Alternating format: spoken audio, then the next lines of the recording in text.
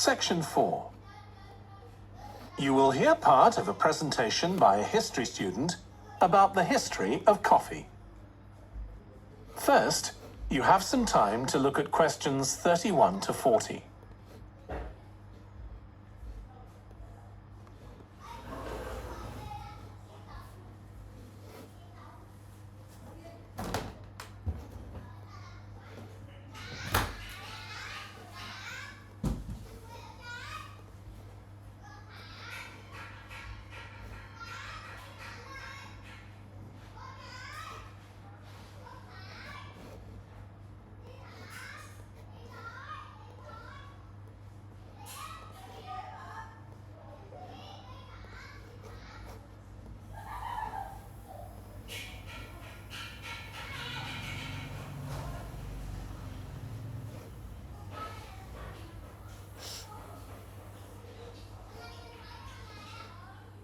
Now listen carefully and answer questions 31 to 40. In my presentation, I'm going to talk about coffee and its importance both in economic and social terms. We think it was first drunk in the Arab world, but there's hardly any documentary evidence of it before the 1500s. Although, of course, that doesn't mean that people didn't know about it before then.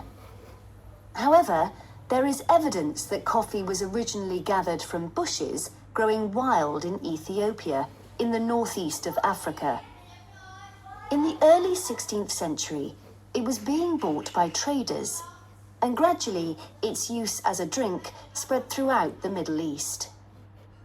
It's also known that in 1522, in the Turkish city of Constantinople, which was the center of the Ottoman Empire, the court physician approved its use as a medicine. By the mid-1500s, coffee bushes were being cultivated in the Yemen, and for the next 100 years, this region produced most of the coffee drunk in Africa and the Arab world. What's particularly interesting about coffee is its effect on social life. It was rarely drunk at home, but instead, people went to coffee houses to drink it. These people, usually men, would meet to drink coffee and chat about issues of the day.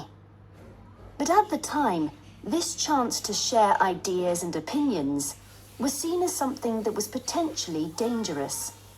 And in 1623, the ruler of Constantinople demanded the destruction of all the coffee houses in the city. Although after his death, many new ones opened, and coffee consumption continued. In the 17th century, coffee drinking spread to Europe, and here too, coffee shops became places where ordinary people, nearly always men, could meet to exchange ideas. Because of this, some people said that these places performed a similar function to universities. The opportunity they provided for people to meet together outside their own homes and to discuss the topics of the day had an enormous impact on social life, and many social movements and political developments had their origins in coffeehouse discussions.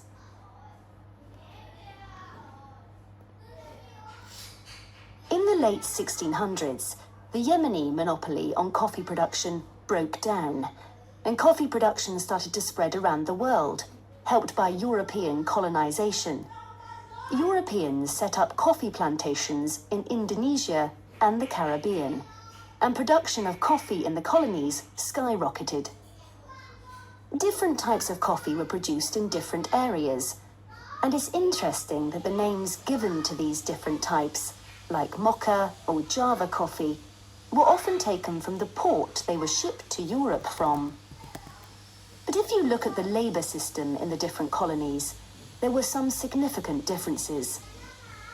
In Brazil and the various Caribbean colonies, coffee was grown in huge plantations, and the workers there were almost all slaves. But this wasn't the same in all colonies.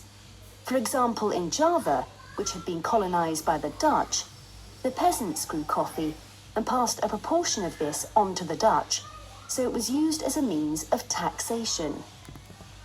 But But whatever system was used, under the European powers of the 18th century, coffee production was very closely linked to colonization. Coffee was grown in ever-increasing quantities to satisfy the growing demand from Europe, and it became nearly as important as sugar production, which was grown under very similar conditions. However, coffee prices were not yet low enough for people to drink it regularly at home, so most coffee consumption still took place in public coffee houses, and it still remained something of a luxury item. In Britain, however, a new drink was introduced from China and started to become popular, gradually taking over from coffee, although at first it was so expensive that only the upper classes could afford it. This was tea, and by the late 1700s it was being widely drunk. However, when the USA gained independence from Britain in 1776, they identified this drink with Britain, and coffee remained the preferred drink in the USA, as it still is today. So, by the early 19th century, coffee was already being widely produced and consumed. But during this century, production boomed, and coffee prices started to fall. This was partly because new types of transportation had been developed, which were cheaper and more efficient. So now, working people could afford to buy coffee. It wasn't just a drink for the middle classes. And this was at a time when large parts of Europe were starting to work in industries. And sometimes this meant their work didn't stop when it got dark. They might have to continue throughout the night. So the use of coffee as a stimulant became important. It wasn't just a drink people drank in the morning for breakfast.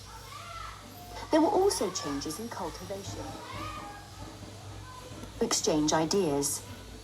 Because of this, some people said that these places performed a similar function to universities. The opportunity they provided for people to meet together outside their own homes and to discuss the topics of the day had an enormous